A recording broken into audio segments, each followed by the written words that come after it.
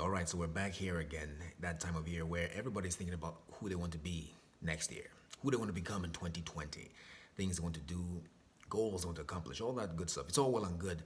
And it's interesting, though, that every year that goes by, you talk to more and more people and they say the same thing. It feels that things are getting faster and faster.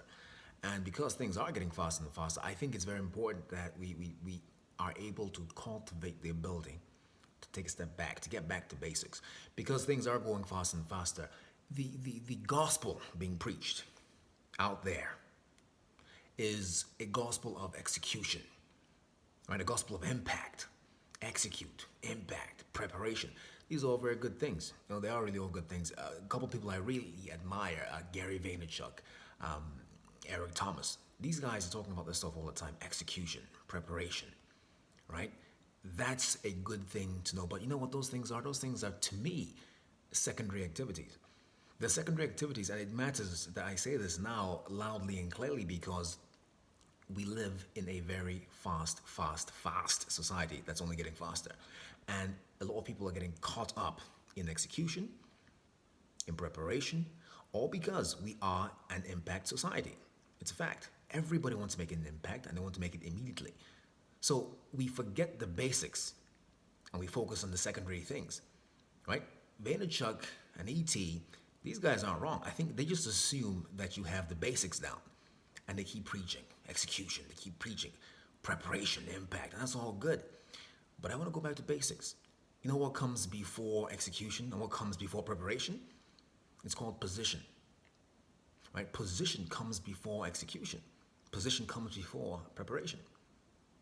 Do you know what you call execution without position?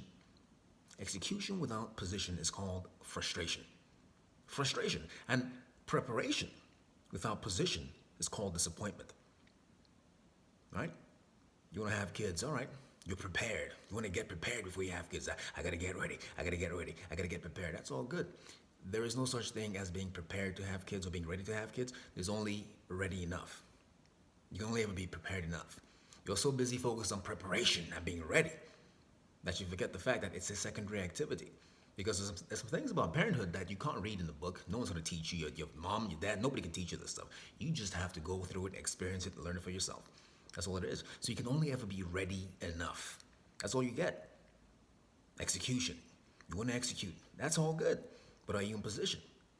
Are you in position? Because I'm going to tell you right now, I'm glad you took the leap. I'm glad you made the choice. You jumped, took that leap. But what you often discover very quickly is that there's a fall involved in the leap.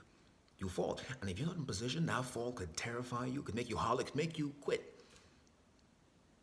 I'm telling you, position first. Position first. Why does position matter? Position matters because at the end, at the other side, is something called a target.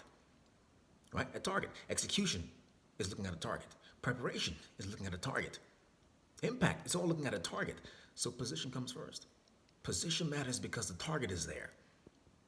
Think about the archer, the guy with the bow and arrow.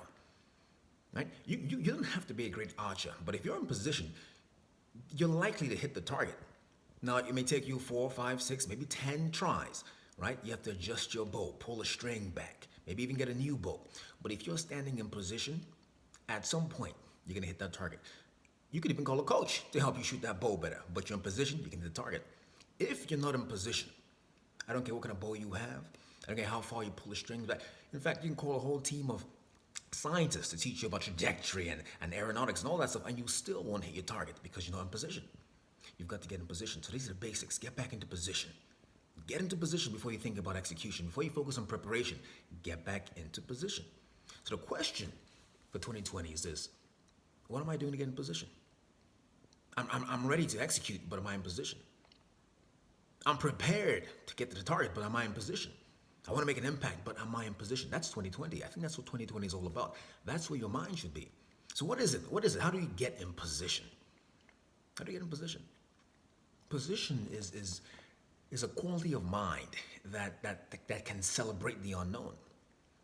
Not a quality of mind that can celebrate the unknown. I don't mean champagnes and balloons. I'm not talking about that sort of celebration. I mean being able to cultivate a willingness to cultivate the sort of mind that accepts the unknown as part of the known. I'll say it one more time.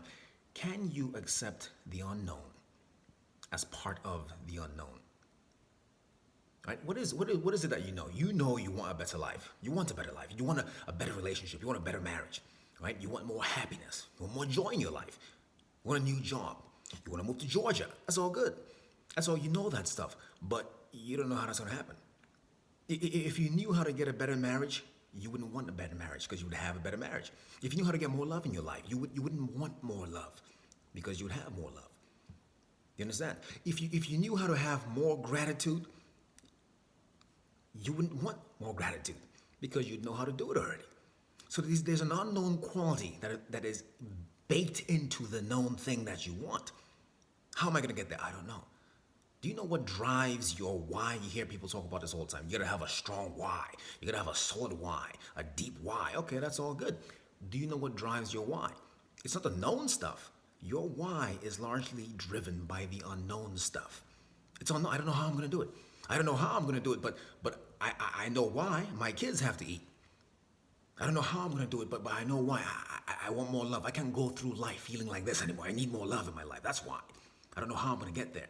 All right. So the unknown stuff is what's driving all that. So can you cultivate the quality of mind that can celebrate the unknown? That doesn't reject the unknown. That doesn't completely fear the unknown, run from the unknown. I'm talking about going in. Because at the end of the day, position is about environment. It's an environment. What environment? Yeah, you're outside. The people around you, the things you're looking at outside you, that matters a lot. But the internal environment, that's the position, the internal environment, the inner game. Are you playing that game? Are you preparing that soil? That's what this matters. That's where all of this stuff matters, the inner game. Can you develop a willingness to celebrate the unknown? Your fears, your anxiety about where you came from, what happened to you? Who loved you, who couldn't love you? Can you look at that? It's an unknown quality because every time it shows up, you run away from it. You hide from that pain. You ignore that shame. You don't want to look at that anxiety. That's what I'm talking about right now. Position. Before you execute, before you call yourself prepared, before you want to make an impact, are you in position? Are you preparing that soil? What's that environment look like? 2020 is all about position. It's all about position. So get into position, and I wish you the best, all the best. My name is Angelo, and I'm the motivator.